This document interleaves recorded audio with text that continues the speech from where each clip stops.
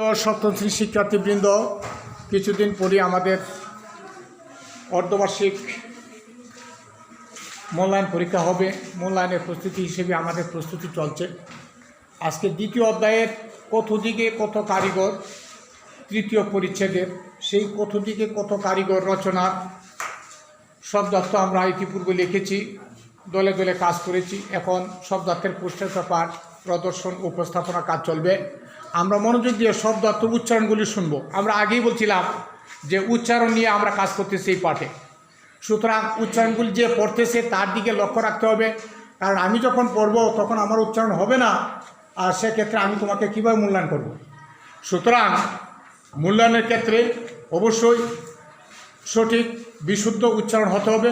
আমরা শব্দার্থের poster paper প্রদর্শন উপস্থাপনা শুনতে যাচ্ছি একটা দলের কাছে। সেই দলের নাম পূর্বাণী দল। পূর্বাণী দলের দলনেত্রী তার পরিচয় দিয়ে তার উপস্থাপনা কাজ শুরু করবে। দলের নাম পূর্বাণী, দলনেত্রীর নাম শ্রেণী সপ্তম, বিষয় বাংলা, তারিখ 9/5/2024। দ্বিতীয় অধ্যায় তৃতীয় পরিচ্ছেদের সৈয়দ শামসুল হকের লেখা কত দিকে কত কারিগরের শব্দার্থ পোস্টার পেপার প্রদর্শন ও উপস্থাপন।